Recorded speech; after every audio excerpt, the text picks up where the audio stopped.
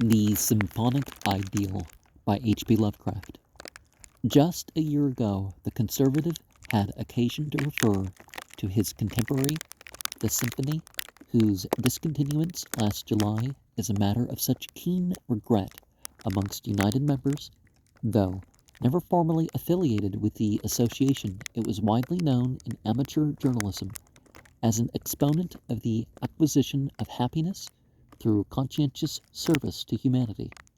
That so benignant a journal should lack the support necessary for continuance is a circumstance reflecting unfavorably upon the mental temper of our age. We live in the midst of a new and outspoken cynicism, the result of declining orthodoxy on the part of the religious and of aimless iconoclasm on the part of the philosophical. The happiness once acknowledged in our minor joys and moments of respite from the burden of life is now laughed at and despised as a mere narcotic to the intelligence, and we are bidden to dismiss as unreal those simple and honest delights which alone make human existence endurable, if aught but the severe satisfaction of perfect intellectual, artistic, aesthetic, and moral beauty chance to please us, we are straightway damned as superficial and censured for our childish triviality of taste. There recently appeared before the public a rather unsophisticated volume entitled Pollyanna, which preached a sweetly artificial doctrine of converting ills into blessings by the contemplation of possible calamities still more direful. After a period of enthusiastic laudation from the Genfil type of admirer, poor Pollyanna became the target of every penny-a-line hack reviewer and little wit in Grub Street. They loftily demonstrated that the easing of melancholy by force of imagination is a vastly unscientific thing. Impossible, they vowed, or even if possible, it ought not to be, since 'tis a frightfully callow sort of mental regimen, quite unworthy of the mature mind. They all swore 'tis an affront to the eternal verities to be able to stop thinking of the world's evil and to gather a little joy from that idyllic goodness and virtue of which the world undoubtedly possesses or seems to possess a little. The New York Tribune, in fact, deemed the inoffensive Pollyanna sufficiently culpable to merit a sneering editorial. So runs the worldly wise current of the 20th century life. Your modern philosopher had rather be mature and miserable than childlike and contented, and he deems you a monstrous imbecile if you can be happy at a time when he thinks you have not sufficient cause to be happy. Heaviness of spirit he doth asseverate is a sacred obligation of every thoughtful and responsible citizen. If you lack woes of your own, then go mourn at the wretched state of mankind in general. The conservative confesses to no little amusement at the wailing of these worshippers of morbid maturity. He even ventures to exhibit a leaning toward the side of immaturity, for it is not maturity, but the full-blown precursor of decay. It is dangerous to dabble in realities, and if more of us were able to retain the happy illusions of our infancy, those illusions would be so much nearer truth.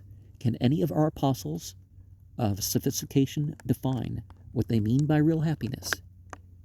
Is it not more likely that all happiness is unreal? A golden fabric woven by fairies from the moonbeams of yesterday, and visible like the Milky Way only when a more garish and conspicuous things are banished from sight. A moment of retrospection, a snatch of song, a cadence of rhythm, a glance at the blue empyrean, the playing of the sun with the leaves of green trees, a chance act of benevolence. All these things sometimes bring what we uncultured barbarians are pleased to cause happiness.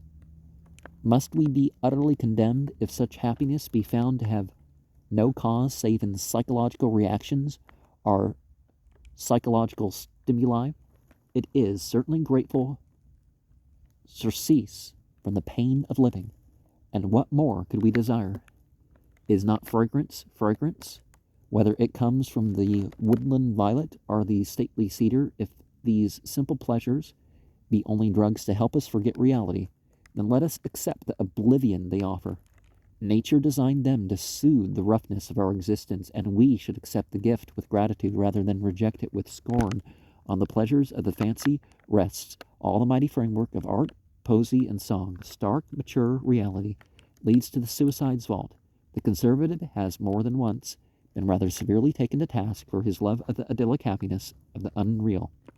His pastoral verses have been scorned as archaic nonsense, whilst his whole literary style was condemned a year ago by a learned Jew who, with Semitic shrewdness, declared that these pages, with their reverence for the storied past savior of the play world, but the conservative is not unduly disturbed.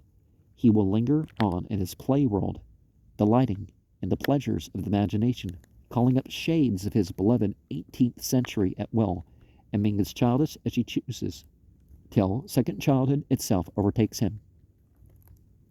He may grow gray with years, but he will not accept dull maturity, save when some pacifist, Anglophobe, or simplified speller shall provoke him too far, and compel an occasional excursion into the black regions of unimaginative actuality. We are all much too serious, and too little disposed to promote the comfort of society. One refreshing zephyr of naturalness, whether in the primer-like and humor-lacking form of a Pollyanna, or in the suppler shape of a symphony, is to our weary spirits worth 100 labored essays on the art of correct thinking, or the science of being wisely miserable. Wherefore, through reason may goad us on in our sterner search for truth, let us not contemn the happiness which blooms by the roadside, nor cast aside unthinkingly the protecting cheerfulness of the symphonic ideal. There is a purpose of life beyond what we call happiness and separation from reality, or, is not really the way to go. And there's a danger in saying, it's one thing, it could be worse, right? But it's another thing imagining how it could be worse in your situation that might end up attracting something into life that one doesn't want.